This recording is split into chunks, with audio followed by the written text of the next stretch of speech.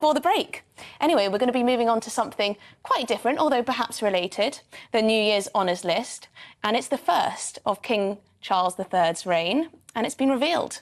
As ever, there's plenty of household names among the individuals being celebrated for their incredible service to the nation, including our very own Anne Diamond, who has received an OBE for her campaign to prevent cot death. Now, other notable names in this year's list include Lionesses captain Leah Williamson, who is among 4 of England's Euro 2022 winning, not the World Cup winning, side to be named in the list. And joining us now to discuss the 2023 New Year's Honours List is awards and honours expert Lesley Hussle. Welcome, Lesley. Now, Lesley, if I wanted to get a gong, what would I have to do? What would you advise? Okay, Emily, well, the first thing is you're going to have to be absolutely outstanding. So you're going to have to be a real leader, top of your field, or you're working at more grassroots level, but you're changing lives. You're making Britain a better place. And if that sounds like a really high bar, well, it is. You know, there are 1,000 people on the list today, and each one of them are whether they're ordinary people doing extraordinary things or they're celebrities of famous names, each one of them has really outstanding achievements. So, hey, why not? There must be some people who come to you for your advice who don't stand a hope in hell of getting their hands on a gong, of receiving an OBE or an MBE or whatever it is. What do you say to them? We tell them very politely that perhaps they're not quite there yet, that they've got some work to do. We say to them, maybe come back in 5 years, 10 years, when you really have made a difference. We did have one person came along. He was 30. He said, I'm an entrepreneur. I've made my first 10 million. I think I deserve an honour. And we said, OK, what have you done? What have you given back? How have you helped the community? Tell us about your philanthropy. And he said, I've been too busy making money.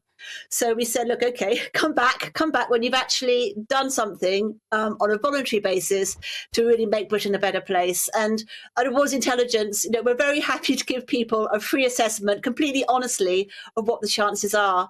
But it's all about impact. Neil, would you like to ask a question? Absolutely. Lesley, hello there. Good to see you there. This is a revelation to me that people self-nominate for recognition. In my naivety, I thought it was people putting others forward because they become aware of a contribution made, but people come forward with their own ideas about themselves. You can't actually nominate yourself, but if you have a member of your family, somebody in your business who you think you would like to put forward, say in the charity world or the business world, you know somebody who absolutely has gone well above and beyond, is really at the top of their game.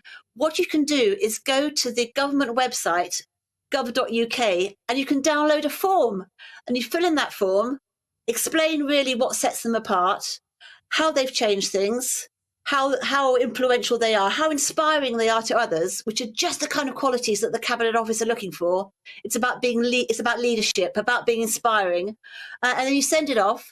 It will go to the Cabinet Office and then to one of 9 specialist committees, health, business, sport, and they will sift through and check how you match the criteria. And then if you're successful, you go through then to Downing Street to be approved and finally to be rubber stamped at Buckingham Palace.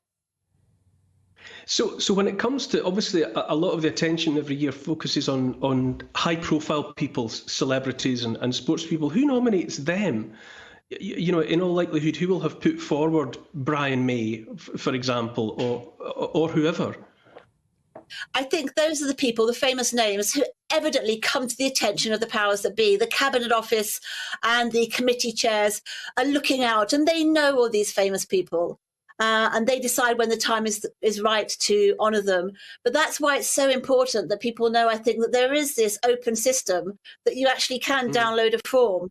Because people think, well, how am I ever going to come to the attention of the powers that be? And you could spend 10 years waiting for that envelope to come through your letterbox and drop on the doormat, and you open it up and there it is. It's the Prime Minister saying the King would like to give you an honour, but maybe that will never happen.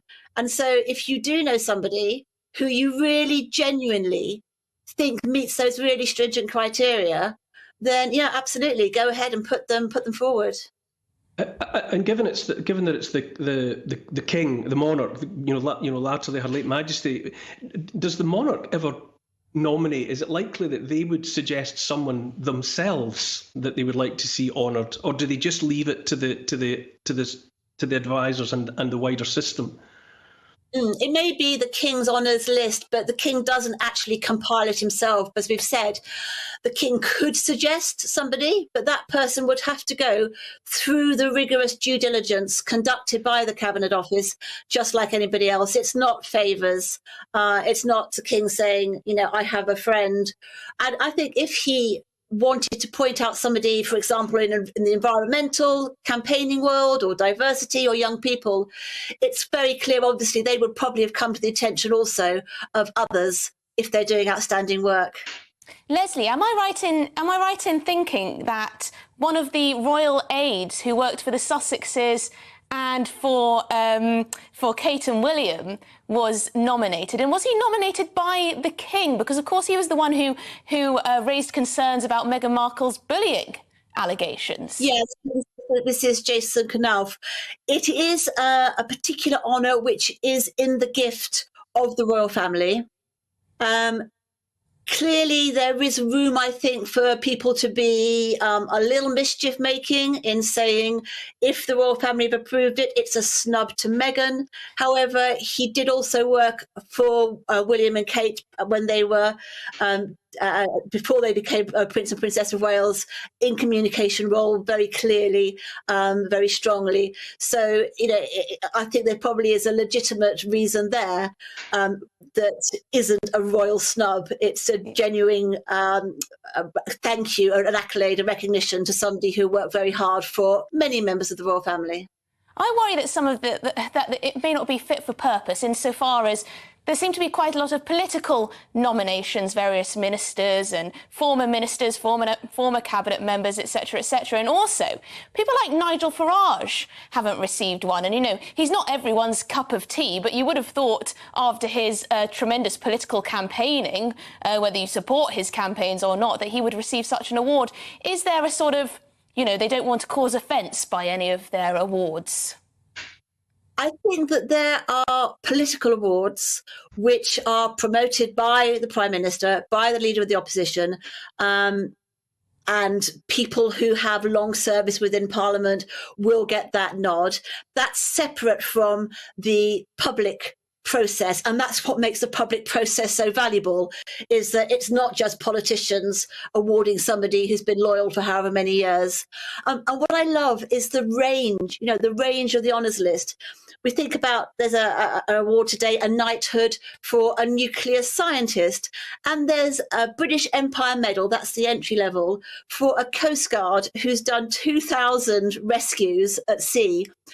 He's a guy called Martin Rayner. He is retiring this weekend at the age of 68, and he will be going next year to the palace or to Windsor Castle, and the king will be pinning on his chest that medal, which is going to be the absolute highlight of his life.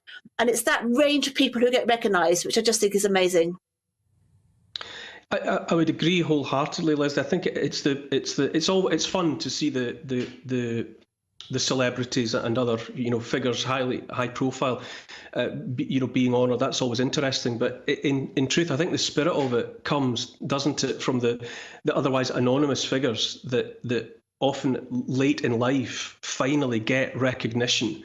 There is something uniquely satisfying about seeing someone honoured after 40 and 50 and 60 or however many decades of just quietly making a contribution. Yeah, absolutely. And in the case, for example, of Martin Rayner, the Coast Guard officer, you've got to think of the people in the lifeboat station who actually said, let's put him forward, let's nominate him. He's not a famous name. He wouldn't have been recognised otherwise. I must admit, I had tipped when I was kind of thinking about who might be on the list. I thought maybe it's time for Keith Richards after 60 years as guitarist of the Rolling Stones. But no, not this time. Thank you very much. I really enjoyed that discussion. That was, of course, Lesley Hussle, awards and honours expert, talking us through the New Year's honours list and how people get those awards for recognition. Now, after the break, we're going to be looking at the positive impact that music is having on Alzheimer's patients.